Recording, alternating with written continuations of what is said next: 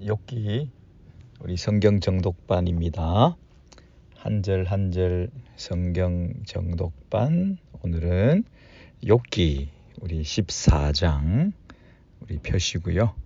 네, 오늘 욥기 14장까지 마무리하면 이제 15장부터는 이 친구들의 그 2라운드가 시작됩니다.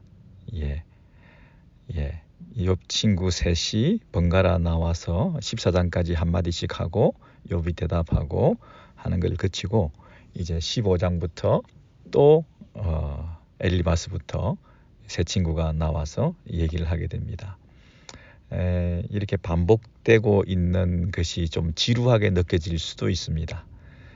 그래서 욥기 강해를 시작하시고 설교를 하시는 분들 중에는 처음 한두 장 그리고 마지막 장 이렇게 쉽게 결론을 내고 빨리 욥기를 정리할 때가 있습니다. 왜냐하면 그 사이에 나오는 것들이 다 반복되고 있으니까요.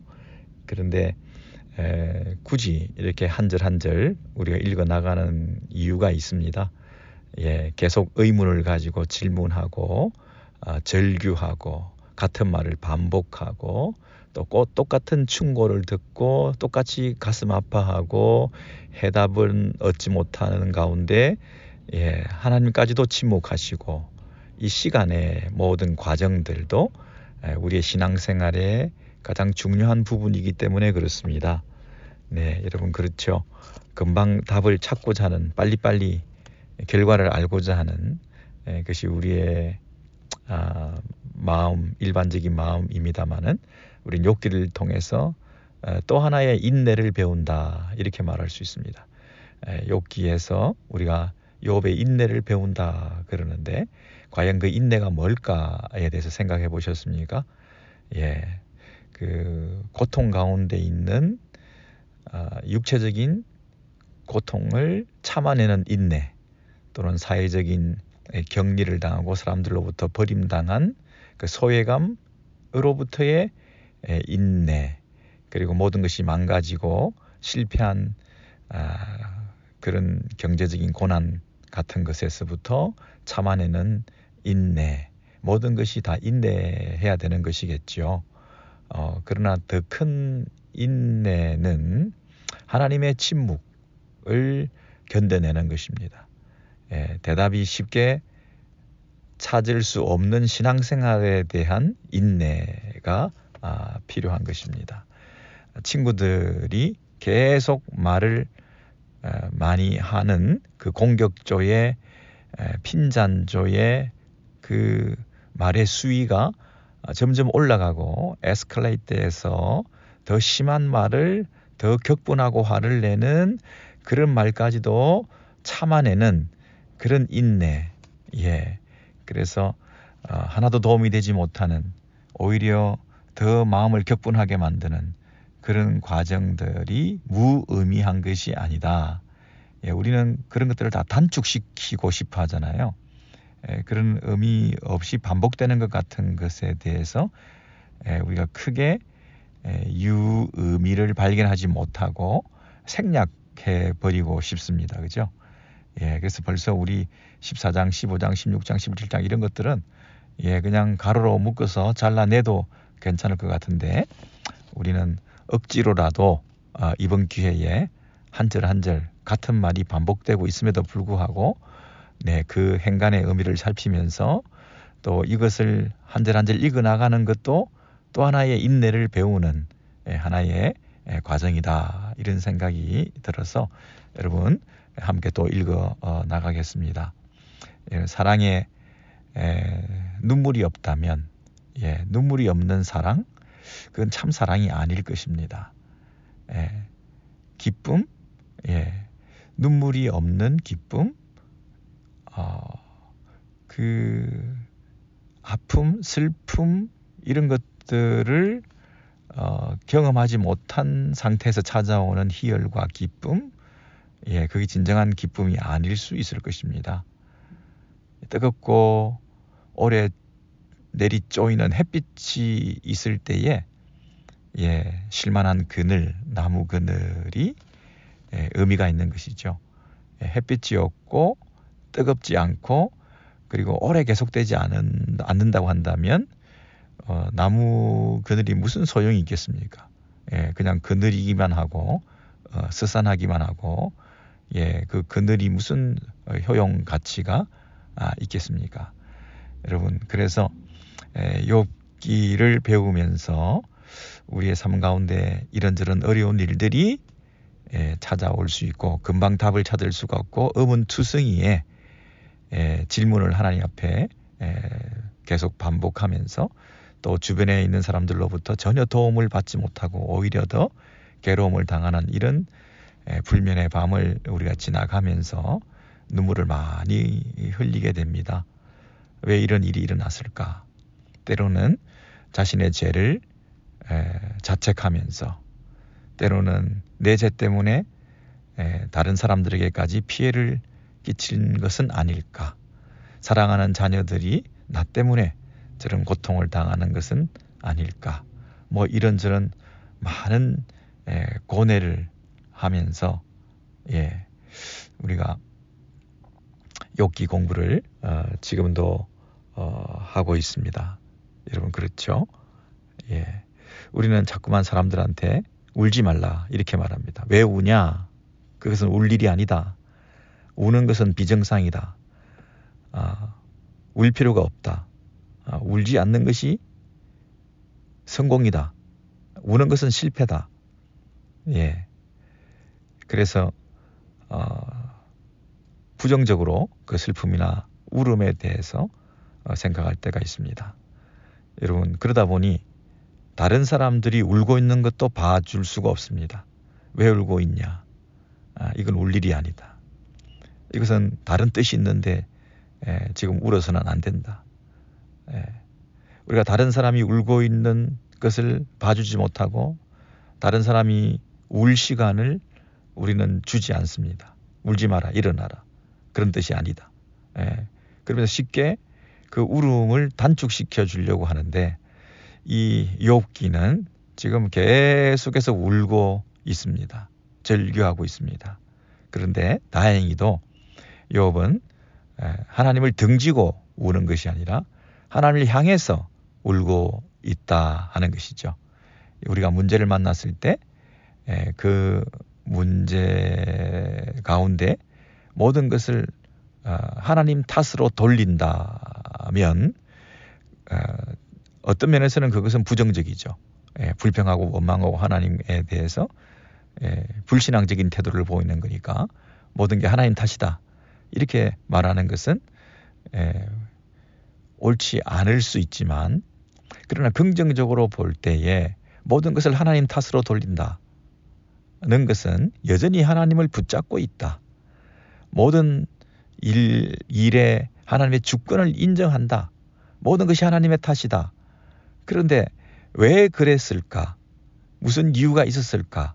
하는 그 의문을 가지고 하나님께 나아가서 나는 이해할 수 없습니다. 나는 잘 모르겠습니다. 왜 하나님이 이렇게 하셨는지 알 수가 없습니다. 이렇게 절규하는 눈물의 시간들이 신앙생활에 큰 부분을 차지해야 한다 하는 것입니다.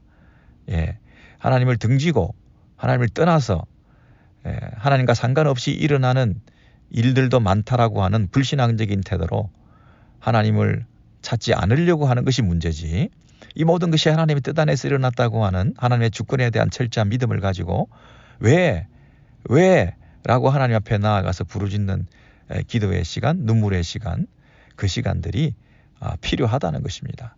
그랬을 때 그 눈물로 말미암아 얻는 그 하나님의 뜻, 그리고 그 눈물과 함께 발견되어지는 하나님의 참 사랑, 그리고 눈물을 흘리지 않으면, 어둠을 맛보지 않으면 느낄 수 없는 그 찬란한 빛, 그리고 감사, 이런 것들이 동시에 더 희열과 감격에 차서 찾아오게 되는 그때가 반드시 있을 것이다. 그래서 더 차원 높은 신앙의 길로 초대하시는 그 하나님의 부르심에 우리가 순종하는 마음으로 오늘도 우리가 인내하면서 또 이 욥기를 한 절 한 절 읽어 나가는 것입니다. 욥기 14장 지난 주일에 우리 17절까지 했던 것 같습니다. 18절부터 읽겠습니다. 그런데 그 지난주에 참 중요한 공부를 했습니다. 그 18절 윗부분에 그 욥이 가지고 있는 그 절망, 죽음, 스올에 내려갔을 때, 저승과 지옥에 내려갔을 때 인생은 끝이다. 인생은 한 번밖에 없는 이 죽음을 경험하고 나면 더 이상 다시 살아 돌아올 수가 없는데 하는 그 죽음에 대한 얘기를 하다가 그 14절 보십시오. 사람이 죽으면, 욥기 14장 14절입니다. 사람이 죽으면 어찌 다시 살리이까? 나는 나의 싸우는 모든 날 동안을 참고 노이기를 기다렸나이다. 노이기를, 풀려나기를 그랬죠. 풀려난다 하는 말은 그 죽음 가운데에서 풀려난다. 죽음의 그 감옥 안에 옥죄이고 있는 것에서부터 해방된다 하는 그런 면에서 굉장히 부활과 가까운 그런 단어입니다. 그래서 죽음의 그 감옥 안에서 풀려난다. 이 어렴풋하게 구약에서 욥기에서 이미 그 부활에 대한 신앙을 고백하고 있는데 이건 참 놀라운 것이죠. 욥의 입장에서는 이 죽음이라고 하는 것에서 하나님의 주권이 끝난다 이렇게 생각한 게 아니죠. 하나님의 손길, 하나님의 인도하심, 하나님이 여전히 나와 함께 하심, 사나 죽으나 나는 내 소속과 소유가 주의 것이로소이다 하는 그런 믿음과 같이 죽음이 끝이다고 생각하지 않고 그 죽음에서 나를 불러내실 것이다 이런 고백을 15절에서 하고 있습니다. 주께서는 나를 부르셨겠고 나는 대답하였겠나이다. 여러분 여기서 부르고 대답하는, 그러니까 풀려난다고 하는 것은 단순 석방이 아니고요. 죽음에서 다시 일어나서 그냥 자기 갈 길을 자기 혼자 가는 것이 아니고요. 인격적인 관계, 풀려남은 하나님과 나와의 인격적인 관계의 연속이다, 지속이다, 계속이다.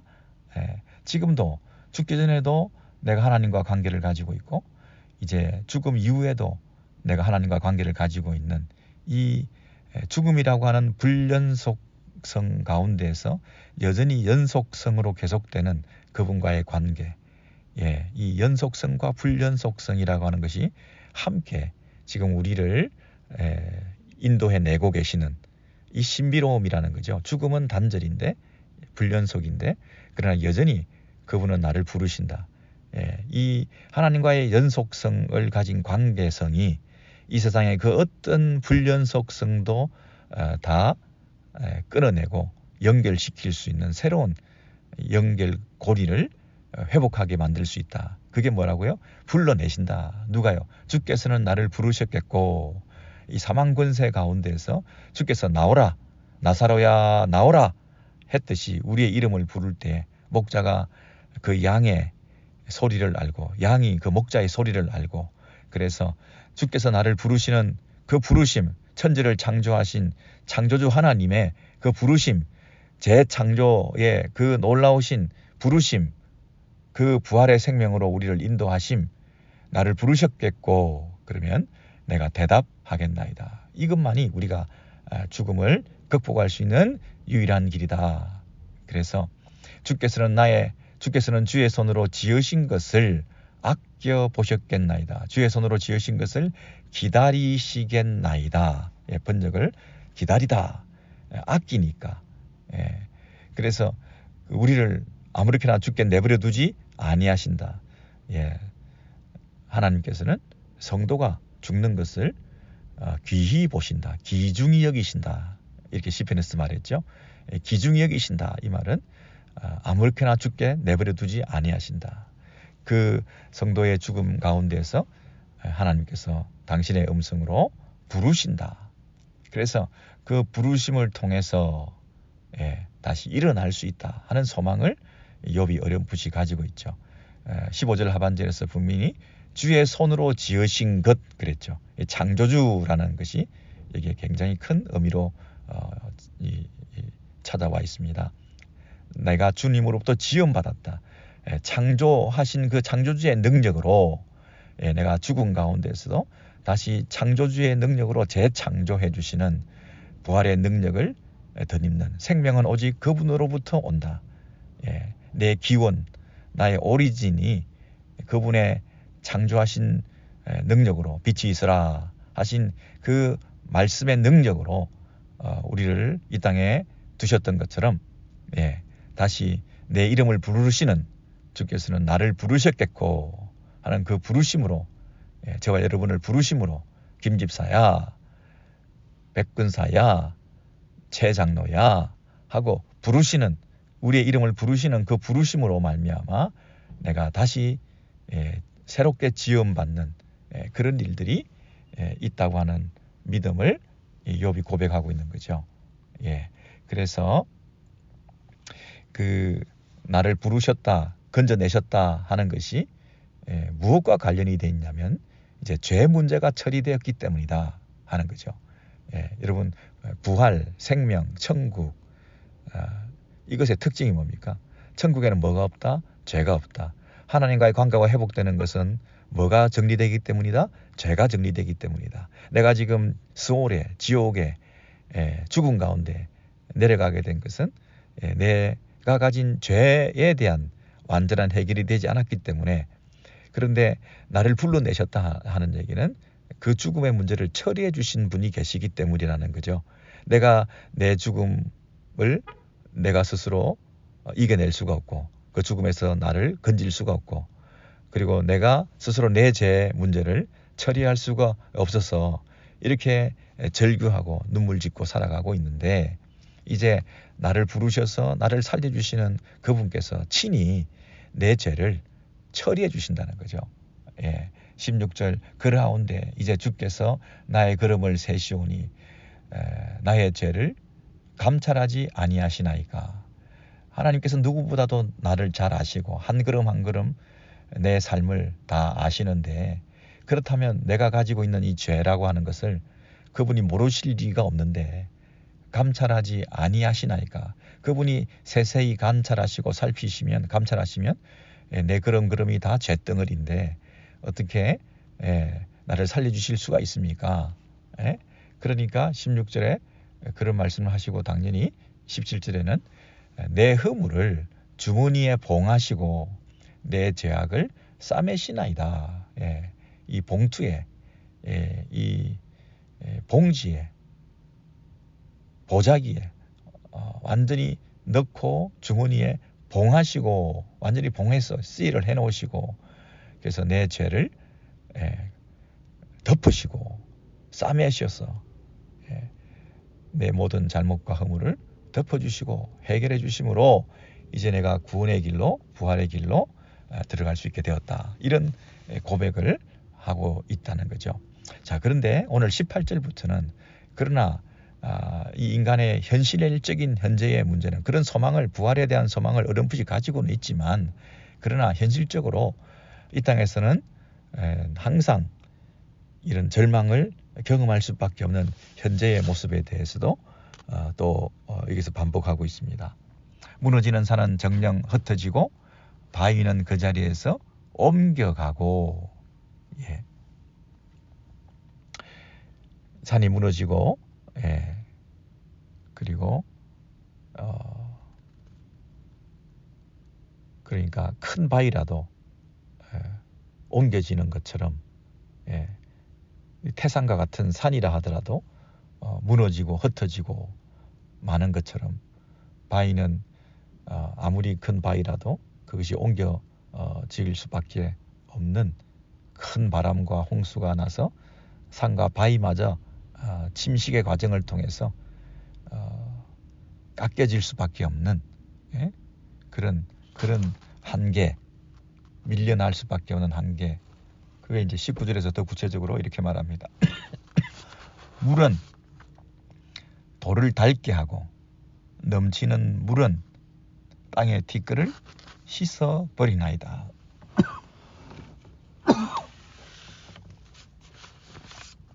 그렇죠. 물은 돌을 닳게 하고 넘치는 물은 땅의 티끌을 다 씻어버린다. 이와 같이 인생도 결국 소망이 다 끊어질 수밖에 없는 것이다. 가장 튼튼해 보이는 바위도 물의 침식 작용, 바람의 풍화 작용을 이길 수 없듯이 땅 위에서 가장 잘난 척하고 있는 우리 인생들도 하나님의 심판을 결코 이길 수가 없다. 그렇죠?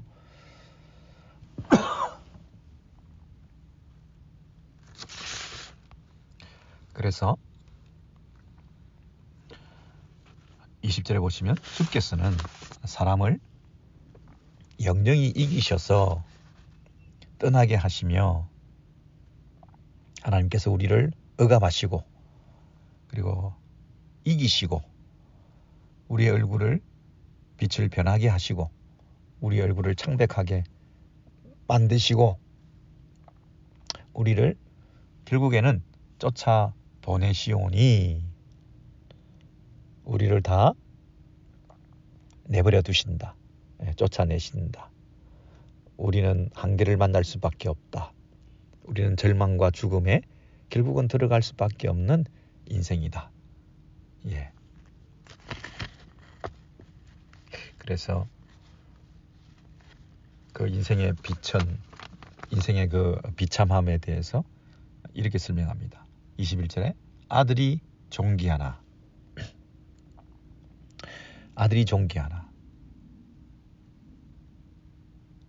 그가 알지 못하며 그 아들들이 비천하게 되어도 그가 깨닫지 못하나이다.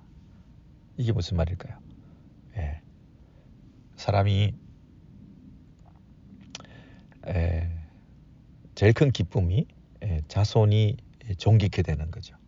자손이 영광을 얻게 되는 거죠. 자손들이 잘 되는 거죠.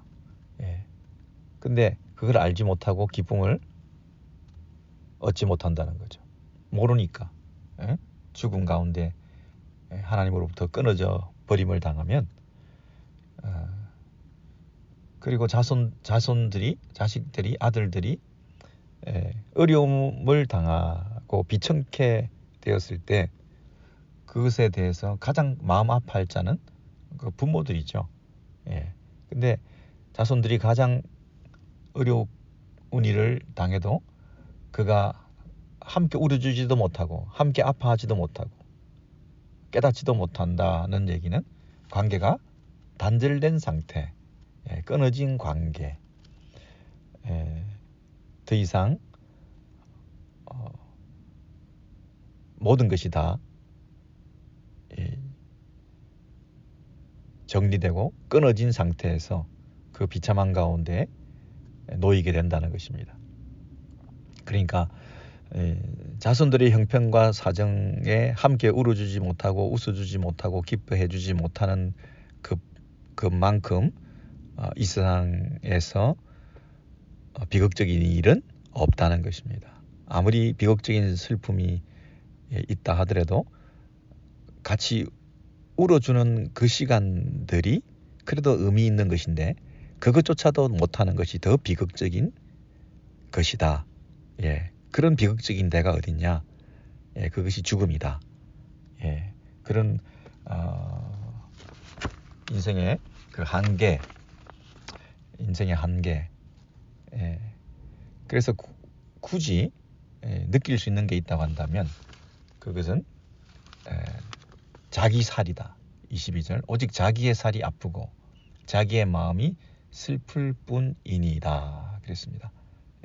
자식의 슬픔이나 그 형편도 살피지 못하고 혼자 자기의 그 고통에 쩔어 있을 수밖에 없는 그 상태. 근데 그것을 자기의 살, 그러면 살은 육체적인 고통이고 자기의 마음, 자기의 영혼이 슬프고 애곡한다 하는 것은 마음의 상태, 영혼의 상태에 예, 이것이 전적으로 자기에게 골몰하고 있는 것. 예, 이것이 가장 비극적인 것이다. 여러분, 우리가 자기 연민 이런 말을 하죠. 예, 자기에게만 골몰하고 자기에게만 마음을 두고 자기만 살피고 자기 문제를 가장 크게 느끼면서 다른 사람을 돌아보지 못하는 모습, 이것이 가장 비참한 자신의 고통이다, 이렇게 말합니다. 우리가 우울한 상태에 빠지면 자신에게 골몰하게 되죠. 그 고통당하는 현실밖에 보이지 않고 자기밖에 보이지 않는 거죠. 내가 아픈데 뭐 다른 거 돌아볼 여지가 없는 거죠. 내 몸이 아픈데 뭐 다른 사람 돌아볼 여지가 없는 거죠. 자식도 귀찮은 거죠. 오직 고통당하는 자신의 그 현실만 바라보게 되고 그것을 넘어서 다른 것을 전혀 볼 수가 없는 상태. 이것이 최악의 고통이다. 우리가 마음이 무너지면 마음이 슬픔에 잠기고, 뭐 육신과 마음이 서로 연결된 건데요. 특별히 이 마음이 무너지면 영혼의 고통, 애곡, 슬픔, 이런 상태에 있게 되면 먹는 것도 육체적인 병까지, 잠자는 것도 식욕 상실, 불면증, 무기력증, 의욕 상실, 계속되는 흐르는 눈물, 이런저런 마음의 우울한 병들, 이런 것들이 어느 날 찾아와서 삶의 의욕을 상실하게 되고 어떤 뭘 해야 되겠다는 동기가 전혀 생기지 않고 무기력증에 빠져서 그렇게 무너진 상태로 있을 수밖에 없는 지금 이 욥의 그런 절망적인 상태를 여기서 말하고 있습니다. 그러니까 이런 가운데에서, 이런 슬픔 가운데 있기 때문에 욥은 이런 최악의 그 심리적인, 정신적인, 육체적인 상태를 경험함으로써 이런 그늘, 슬픔, 눈물, 이런 상태를 경험함으로써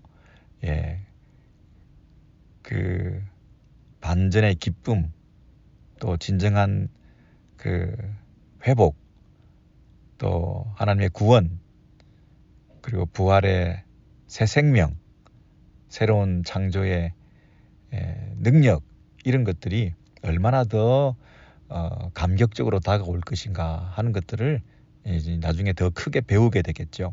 이런 일련의 슬픔의 과정이 없다고 한다면, 적당한 선에서 고통당하는 것으로 끝났다고 한다면, 아주 바닥에서 또 지하에서 2층, 3층까지 내려가는 이런, 여기가 끝인가 보다, 여기가 바닥인가 보다 했는데 더 큰 고통이 또 우리를 기다리고 있다고 하는 그런 체험이 있음으로 인해서 그 과정이 결코 무의미하지 않을 것이다. 우리는 이 정도면 됐다라고 생각하는 그런 고통으로 졸업하고 싶어하는 마음이 있지만, 때로는 하나님께서 또 다른 고통을 연달아 또 주실 수도 있다 하는 것에 대해서 마음을 여시고, 그것을 통해서 하나님께서 이루시고자 하시는 당신의 계획에 대한, 주권에 대한 신뢰만큼은 우리가 저버리지 말고, 그리고 죽음 너머의 그 부활에 대한 신앙까지도 어렴풋이 가지면서 욥이 이 터널을 지나가고 있는 것입니다. 우리도 이 터널을 깜깜하지만 함께 한 절 한 절 읽어 나가시면서 욥의 손을 잡고 우리가 뒤따라서 또 옆에 동료들과 함께 걸어가고 있는 줄 믿습니다, 여러분. 네. 자, 15장으로 넘어갑니다. 욥기 15장에 이제 14장까지 1라운드가 끝나고 이제 2라운드 다시 엘리바스부터 시작하는 거죠. 엘리바스가 15장 1절에서 듣고 있다가 이제 자기 차례가 되어서 또 얘기를 시작합니다. 대만 사람 엘리바스가 대답하여 이르되, 이제 그 말을 또 받았습니다. 말을 받아서 이제 대화에 뛰어들었습니다. 지혜로운 자가 어찌 헛된 지식으로 대답하겠느냐? 어찌 동풍을 그의 복부에 채우겠느냐? 3절입니다. 어찌 도움이 되지 아니하는 이야기, 유좋지 아니한 이야기, 도움이 되지 않는 이야기, 무익한 말로 변론하겠느냐? 1, 2, 3절의 그 내용이 엘리바스가 뛰어들면서 한 말인데 좀 과격한 말을 했죠. 예. 첫 번째로 보시면 2절에 헛된 지식. 그러니까 욥이 지금 했던 그런 말들은 다 헛된 말들이다. vain, 쓸모없는, 허무한, 허황된, 헛된 지식으로 말을 했다. 이렇게 평가절하 하고 한마디로 잘라버리고 있는 거죠. 그래서 마치 뭐와 같다고요? 동풍을 그의 배에 품에 채운 거나 같아. 바람 들었다. 허파에 바람 들었다. 바람이 네 복부에 배에 가득 차서 마치 풍선이 불어난 것처럼, 속빈 강정처럼 그냥 그 건방진 소리를 막 하고 있다. 궤변을 늘어놓고 있다. 그런 뜻입니다. 여러분, 동풍이라고 하는 것은 그 동쪽에서 불어오는, 그러니까 사막에서 이 사막에서 불어오는 뜨거운 바람을 당시에 말하고 있죠. 그래서 사막에서 불어오는 뜨거운 바람이기 때문에 이게 뜨겁고 불쾌하게만 만들지 비를 몰고 오지 않는, 아무런 쓸모가 없는 헛된 바람이라고 동풍을 여기서 등장시키고 있는데, 그런 쓸데없는 비도 주지 못하는 그 뜨겁기만 하고 불쾌하게만 만드는 그런 것들로 네 배에 가득 채워진 상태에서 네가 하는 그 말들은 전혀 지혜로운 말이 아니다. 그 얘기입니다. 지혜로운 자가 어찌 그런 말을 하겠냐? 허황된 말을 하겠느냐? 그러니까 이 친구들이 하는 얘기는 지혜라고 하는 것에 대한 전제와 선입견이 있는 거죠.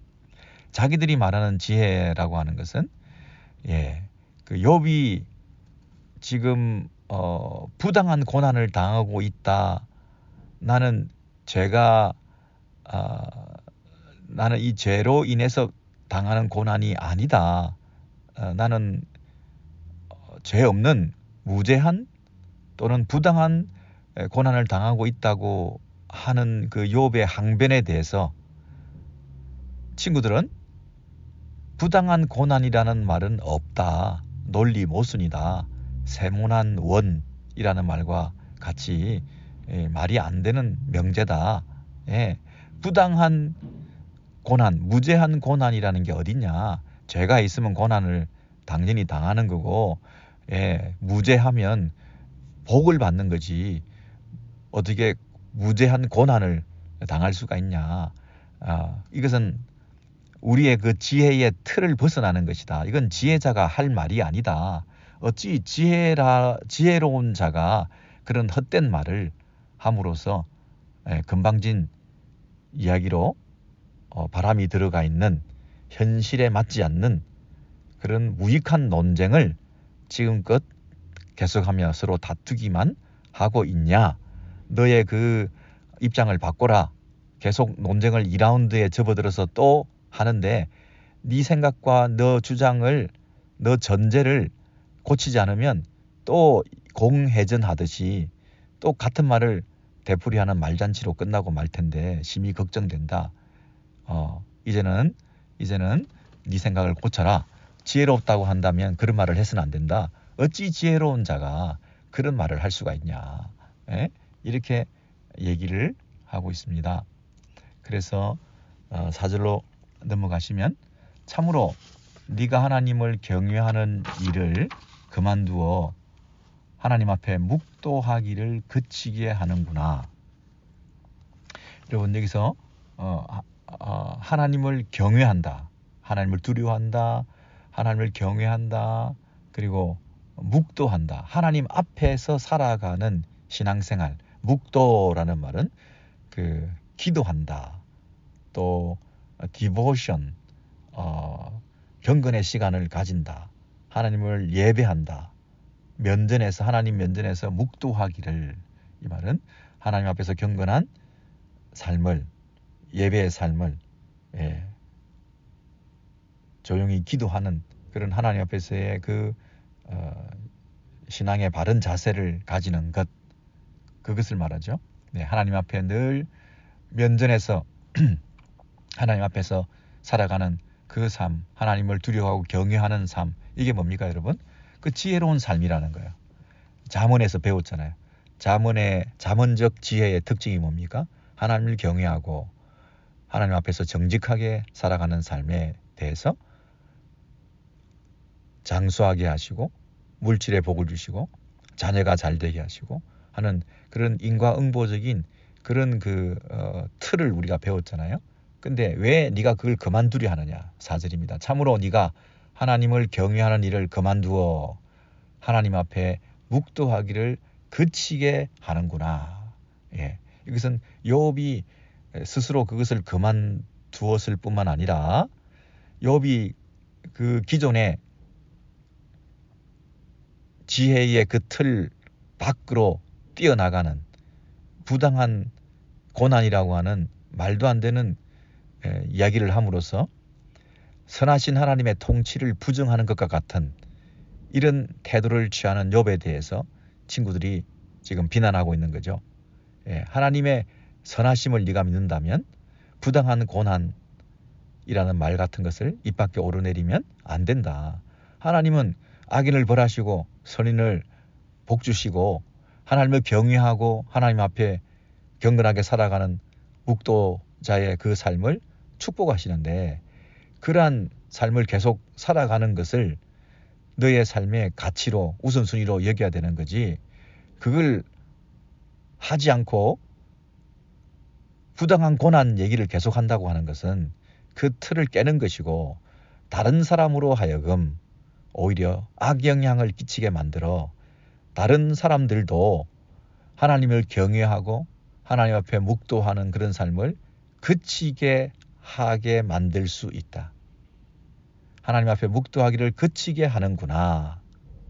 그렇게 말함으로써 너의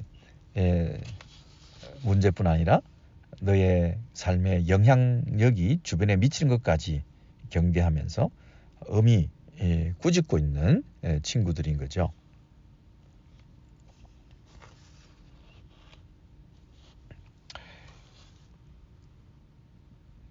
5절을 보십시오. 네 죄악이 내 입을 가르치나니 네가 간사한 자의 혀를 택하였구나. 네 죄악이 내 입을 가르치나니 네가 간사한 자의 혀를 좋아하는구나. 이게 무슨 말입니까? 욥이 하는 그 말에 대해서 엘리바스는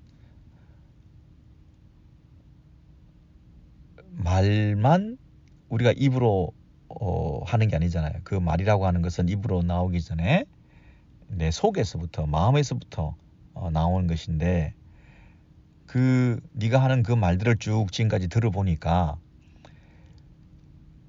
네가 죄가 없다고 막 우기지만 사실은 네가 하는 그런 말들이 다 너의 죄로부터, 네 죄악이 네 입을 가르쳐서 하는 말이다.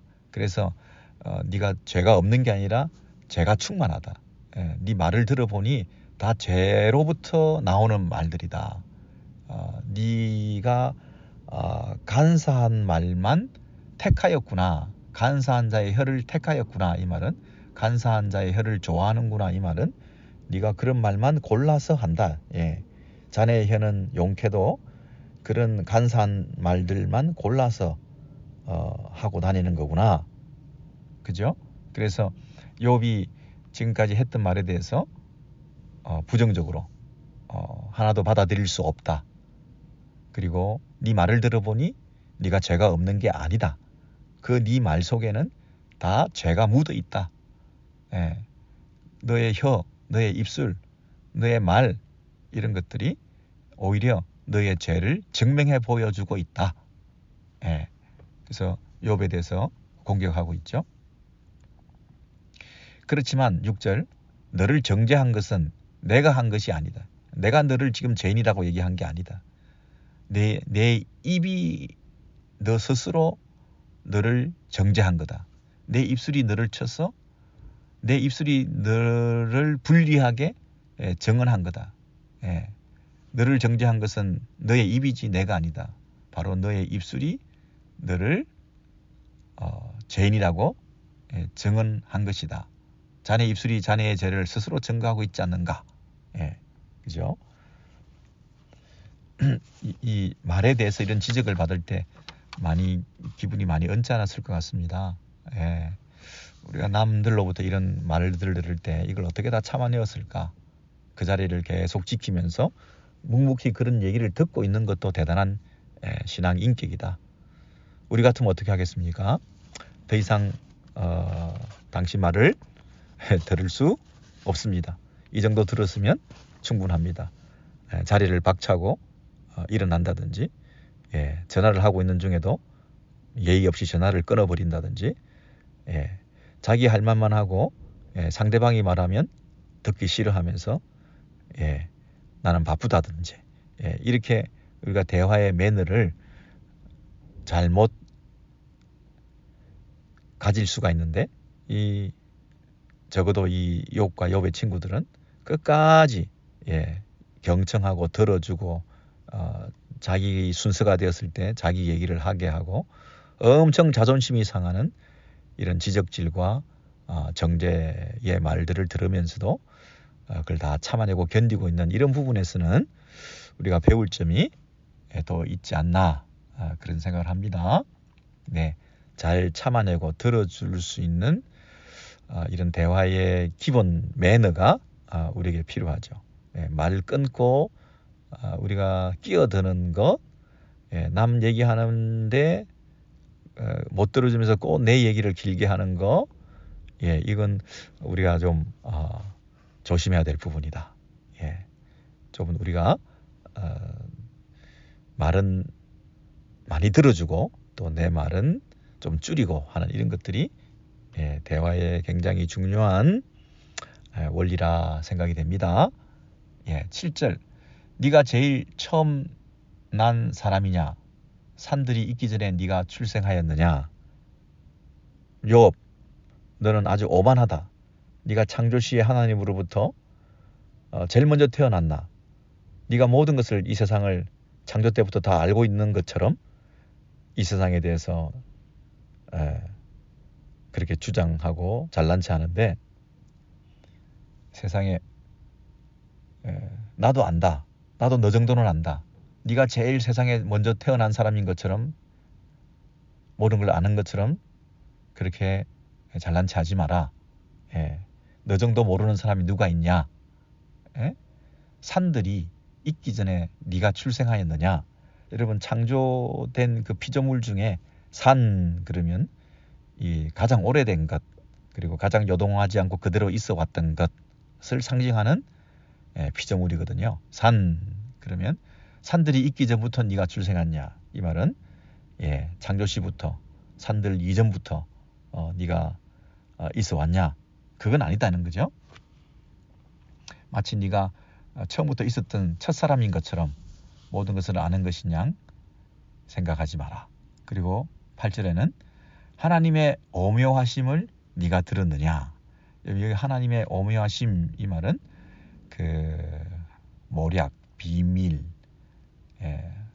secret counsel, 하나님의 천상회의, 어전회의, 하나님의 모의, 이전 번역에는 하나님의 모의, 하나님의 회의를 엿듣기라도 했느냐?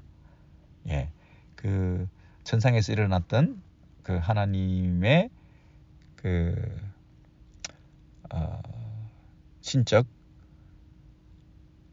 작정과 계획에 대해서 이 욥의 친구들도 이미 기본적인 지식은 가지고 있는 거죠. 네가 그걸 다 들었냐? 라고 모든 것을 아는 것처럼 하지 말라. 네가 지혜를 독점하기라도 했단 말이냐? 지혜를 홀로 가졌느냐, 네가 모든 것을 다 혼자만 아는 것으로 그렇게 말하지 말라. 어떻게 부당한 고난이라는 게 있을 수가 있냐. 그런 새로운 신학적인 접근은 처음이다. 너한테 특별히 하나님께서 계획을 가지시고 이런 부당한 고난을 주신 것처럼 그렇게 말하지 마라.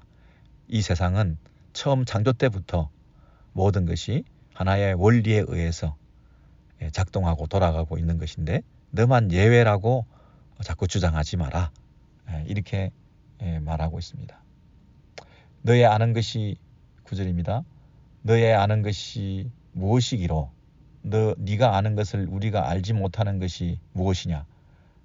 네가 아는 것을 우리가 알지 못하는 것이 무엇이냐. 네가 깨달은 것을 우리가 소유하지 못한 것이 무엇이냐. 네가 아는 것이 무엇이기로 우리가 알지 못하겠느냐. 너의 깨달은 것이 무엇이기로 우리가 그것을 깨닫지 못한 것이 있겠느냐. 너 혼자만 깨달은 게 뭐가 있단 말이냐. 10절에 우리 중에는 머리가 세기도 흰머리가 나는 것도 있고 연로한 사람도 있고 네 부친보다 네 아버지보다 나이가 많은 사람도 있느니라. 그러니까 이분들은 욥의 친구들은 그 지식,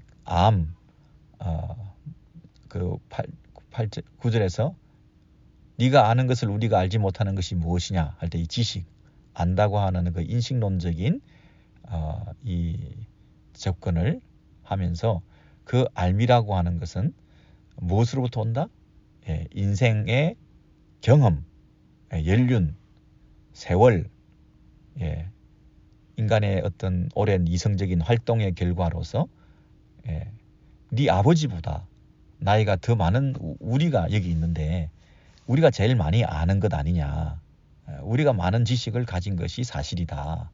그런데 이 머리가 희끗희끗한 어르신들이 이렇게 모여서 하는 얘기를 고지고대로 잘 받아들여야지 마치 네가 뭐 아는 것인 양 자꾸만 그렇게 끼어들고 또 우리가 모르는 것이 마치 있는 것인 양 너만 알고 있는 것이 따로 있는 것인 양 자꾸 그렇게 주장하는 것은 이 예의에도 어긋나고 또 이 성경적으로도 신학적으로도 너무나 무례한 짓을 범하는 것 아니냐. 내가 이 정도 했으면 그걸 받아들여라. 우리가 지금 너를 위로하러 왔지 이렇게 싸우러 온 게 아니다. 왜 우리가 이렇게 시간을 내고 마음을 모아서 이 먼 거리를 너를 위해서 찾아와서 이렇게 위로하러 왔는데 우리의 위로를 잘 받아들이지. 우리가 보통 걸음을 한 거냐. 이렇게 힘들게 와서 우리가 전하는 이 말을 사람의 말로 듣지 말고 하나님의 말로 들어라. 이건 우리가 위로하는 것이 아니라 하나님이 너에게 위로하는 것이다. 하나님께서 우리를 사용하셔서 하나님의 위로를 지금 말하고 있는데 너는 우리를 이렇게 우습게 여기면 안 되지. 우리가 하는 말들을 그렇게 소홀히 여기면 안 되지. 그렇게 이제 얘기를 하면서 11절에서 그렇게 얘기를 하는 거죠. 하나님의 위로와 은밀하게 하시는 말씀이 내게 작은 것이냐. 우리가 지금 하는 말들 위로자로 온 거잖아요. 네가 고난을 당하고 이런 엄청난 재앙을 당하고 이런 비극적인 상황 가운데 있다는 얘기를 듣고 우리가 이렇게 달려와서 너에게 하는 이런 말들, 위로의 말들을 잘 받아들여서 새로운 반전의 기회로 삼고 전화 위복의 기회로 삼고 이제 와신 상담해서 심기일전해서 다시 일어나라. 하나님 앞에 다시 엎드리고 회개하고 어디서부터 이것이 잘못되었는지 빨리 그것을 찾아서 다시 일어나서 옛날에 그 욥의 그 명성을 되찾는 것이 우리에게도 복이 되고 너도 기쁨이 될 거 아니냐. 이렇게 좋은 길이 있는데 왜 자꾸 고집하냐. 하나님이 전하는 이 우리의 메시지를 잘 받아들여라. 여러분 욥의 친구들이 하나도 틀린 말을 한 것은 아닌데 틀린 말을 한 것은 아닌데 딱 맞는 말씀은 아니네요. 그죠? 그래서 이건 틀리지 않았다라고 고집하면서 우리가 상대방에게 억지로 주장할 일은 아닌 것 같습니다. 예, 정말 이게 맞는 말씀인가 하는 거하고 틀리지 않았다 하는 거하고는 또 다른 별개의 것이구나. 그래서 우리는 참 겸손하게 될 수밖에 없습니다. 자기 확신에 차서 이건 분명히 이건 하나님 뜻이다. 이건 하나님의 위로다. 하나님이 전하는 메시지다. 이거는 하나님이 나를 통해서 하시는 말씀이다. 라고 착각해서는 안 되겠네요. 항상 유보적인 태도. 이건 아닐 수도 있다. 내가 아닐 수도 있다. 하는 겸손한 태도. 이것이 우리에게 필요하겠습니다. 하나님의 위로와 은밀하게 하시는 말씀이, 은밀하게 한다는 말은 이렇게 조용하게 찾아오셔서 우리에게 위로해 주시는, 조용하게 부드럽게 나지막하게 비밀스럽게 비밀스럽게 너에게만 조용하게 은밀하게, 그러니까 부드럽게, 뭐 온유하게, 이전의 번역은 부드럽게 온유하게 은밀하게 조용히 다 같은 말이겠죠. secret이라는 말이나 gentle이라는 말이 여기에 번역이 영어 성경에도 둘러댔는데요. 은밀하게 부드럽게 같은 말 같습니다. 조용히 나지막하게 이렇게 너에게 주시는 메시지를 왜 안 받아들이냐. 이게 은밀하게 말한다고 해서 이게 작은 게 아니다. 어찌 작다 하느냐. 은밀하게 하시는 말씀이 내게 작은 것이냐. 감사하게 받아라. 크게 기뻐하며 받아라. 네가 지금 다분히 좀 건방진 모습을 보이고 있다. 그게 12절입니다. 어찌하여 네가 마음에 끌리며, 어찌하여 네가 마음에 불만스러워하며 네 눈을 번쩍거리며 이거 어떻게 번역하죠? 눈을 번쩍거리며 눈을 부라리며 눈을 치뜨고 건방지게 눈을 크게 뜨고 눈을 부라리며 눈을 번뜩이며 이렇게 대들듯이 네가 마음에 불만스러워하고 이 하나님의 위로에 대해서 이렇게 자상하게 전하는 우리의 이 메시지를 네가 받아들이지. 이렇게 나이도 많고 머리가 희고 이렇게 연만한 사람이 일부러 여기까지 와서 너를 위해서 하는데 네가 노인 비하를 하고 노인을 무시하고 노인을 잘 공격하지 않고 노인이 하는 말을 그대로 아멘 하고 받지 않고 어떻게 이렇게 주장하고 고집을 부리고 오히려 눈을 치뜨고 우리를 공격하듯이 우리를 향해서 정면으로 승부하면서 이렇게 극성을 들고 우리를 실망스럽게 하는 것이냐.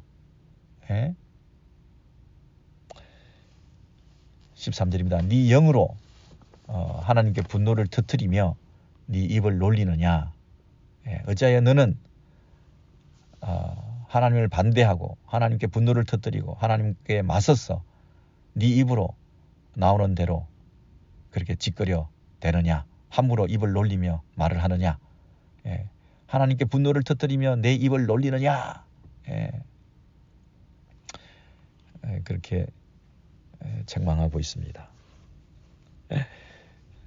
여러분 이런 말을 들으면 욥도 많이 부하가 났겠죠.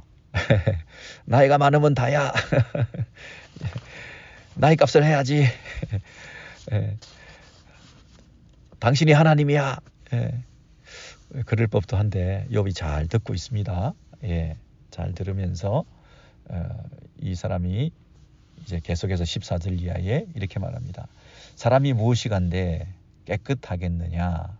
여인에게서 난 자가 무엇이간데 어렵겠느냐. 인생이 뭔데 사람이 여인으로부터 태어난 사람이 뭐가 한 인생에 불과한데 너는 아까 첫사람 그 타락하지 않은 그 첫사람으로 네가 태어났냐. 그건 아니잖아. 연약한 한 여인으로부터 태어난 죄의 영향 아래서 태어난 모두가 다 죄인인 그런 인생인데 첫 인간이 아니라 욥 너는 첫 인간이 아니었잖아. 여인에게서 난 평범한 유한한 그런 참으로 보잘것없는 한 사람에 불과한데 네가 깨끗하고 거룩한 자가 아니지 않냐? 에? 마치 자신이 깨끗한 것이냐, 혼자 의로운 것이냐, 나는 죄가 없는데 이런 고난을 당했다고 자꾸 주장하지 마라. 예. 하나님은 15절입니다. 그 거룩한 자들을 믿지 아니하시나니, 거룩한 자란 천사들, 천상의 존재들, 천사들도 그분 앞에서는 거룩하지 않다. 천사들도 하나님 앞에서는 깨끗하지 않다. 믿지 아니하시나니 하늘이라도 그의 보시기에는 부정하거든. 천상적인 존재도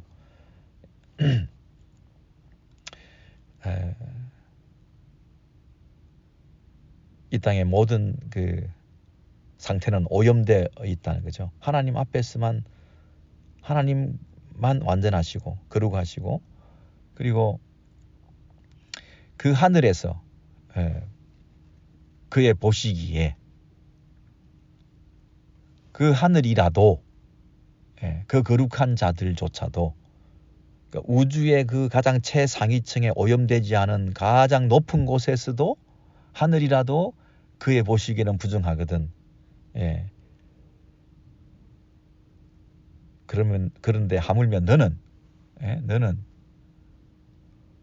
하물며 나오죠. 당연히 하물며 16절 하물며 악을 저지르기를 물 마신 같이 하는 가증하고 부패한 사람을 용납하시겠느냐.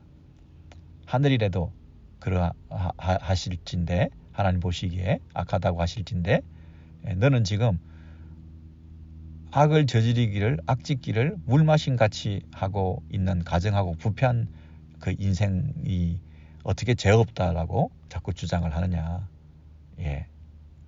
오늘 16절까지 우리가 살펴봤습니다. 정말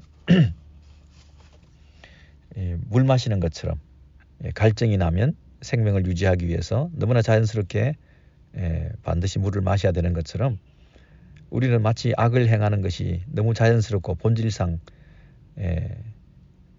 죄를 타고난, 그래서 물을 자기 피로를 채우기 위해서 마시는 것처럼 항상 마치 도움이라도 자기한테 되는 것이냐, 또 죄를 짓고 악을 행할 수밖에 없는 그런 악의 일상성, 악의 당연성, 이런 우리들의 그 모습을 엘리바스가 잘 얘기를 했습니다. 그죠? 틀린 얘기가 아니죠. 그럼에도 불구하고 하나도 틀린 얘기가 아님에도 불구하고 지금은 여기에 딱 맞는 얘기가 아닌 거죠. 그래서 우리가 말이라고 하는 것은 그 때와 장소, 그것이 다 맞아야 그것이 아름다운 말일 수가 있다. 장소에 맞지 않는 바른 말, 때에 맞지 않는 바른 말, 이런 것들이 상대방을 괴롭게 하고 또 하나님의 일을 그르치게 만들 수가 있다고 지금 우리는 배우고 있는 중입니다. 그럼에도 불구하고 욥은 이런 공격적인 말들에 대해서 계속 인내하고 드러내고 있는데요. 이것이 우리의 신앙생활이다. 지금까지 쭉 살펴봤던 그 욥의 그 친구들과의 논쟁은 결국 같은 얘기를 계속 반복적으로 하고 있는데, 그 말의 세기, 말의 표현, 말의 강도, 이런 것들이 조금씩 차이가 나는데, 그럼에도 불구하고 이 그 욥기의 그 주제라고 하는 것은 계속 하나의 주제를 가지고 달려가고 있습니다. 뭘 말하고 있을까요? 욥은 부당한 고난이라고 하는 것을 당하고 있는데, 욥의 친구들은 부당한 고난이라는 것은 없다라고 자꾸 얘기를 하잖아요. 여러분, 욥의 친구들이 부당한 고난이 없다라고 자꾸 얘기를 하는 것은 무엇을 말할까요?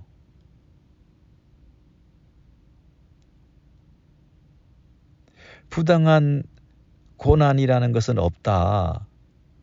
이 말은 반드시 인과응보적으로 세상이 돌아가야 된다고 하는 것을 계속 주장하고 있는 거잖아요. 그런데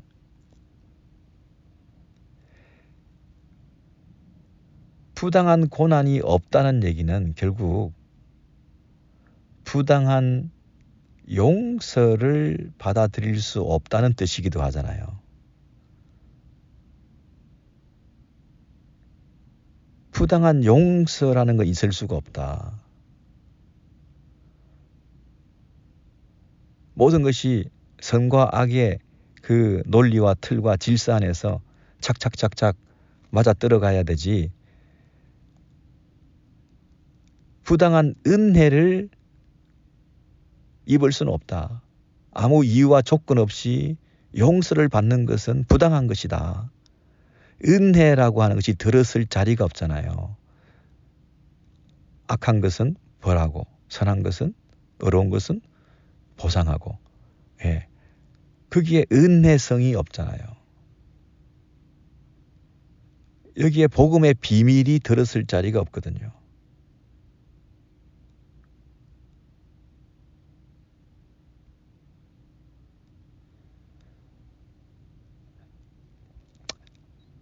욥은 부당한 고난이라고 하는 것을 당한 사람으로서 장차 무죄한 죄 없는 더 큰 부당한 고난을 당하신 분을 예표적으로 보여주고 계시는 그림인데요. 그 예수 그리스도의 부당한 고난, 있을 수 없는 무죄한 자의 고난을 통해서 우리에게 있을 수 없는 은혜의 용서, 죄사함, 구원을 우리에게 선물로 주신 그 복음이 소개되어질 수 있고, 욥기를 통해서 욥의 친구들은 계속 그것이 없다, 그런 일은 없다라고 얘기하는 것을 통해서 욥기를 통해서 드러내고자 하는 것은 뭘까요? 그 욥의 친구들이 잘못되었다고 하나님께서 나중에 결론적으로 말씀해 주시면서 하나님의 말도 안 되는 은혜로 생각하지도 못했던 하나님의 용서를 부당한 최악의 고난을 당하신 예수 그리스도 안에서 우리에게 선물로 우리를 구원해 주시고 하나님 자녀 삼아 주시는 그 영생의 복음의 그 신비한 은혜를 이 욥기를 통해서 바라볼 수 있도록, 장차 구약 성경은 전부 신약 성경의 예수 그리스도를 드러내는 예언적 책이라고 할 때에 결국 이 욥기도 예수 그리스도를 선명히 드러내고 있는 것이다. 욥기도 결국에는 신약에 다시 오실, 장차 오실 예수, 그분의 그 복음을 이 욥과 욥의 친구들 사이의 논쟁을 통해서 끝까지 욥은 드러내고 있는 거죠.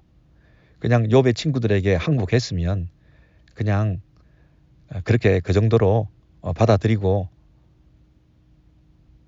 그 정도로 정리하고 그렇게 편하게 살자 했으면 예수 그리스도가 드러나지 않는 거죠. 욥은 끝까지 욥의 친구들을 거절하고 반대하고 반복적으로 이렇게 모욕을 당하고 욥의 친구들이 이렇게 와서 억누르고 공격하고 우리의 위로를 받아들이라고 옥죄고 1라운드, 2라운드, 3라운드를 거쳐서 계속해서 그렇게 공격을 함에도 불구하고 욥은 끝까지 부당한 고난은 있다.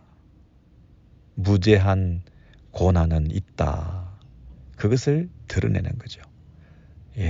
그래서 무죄한 고난, 예수 그리스도 하나님 아들의 죄 없는 그 십자가의 죽음을 통해서 우리에게 부당한 은혜, 말도 안 되는 은혜와 용서를 베풀어 주시는 하나님의 이 역설과 하나님의 지혜와 하나님의 신비, 이 복음의 비밀을 소개하고 있는 것이죠.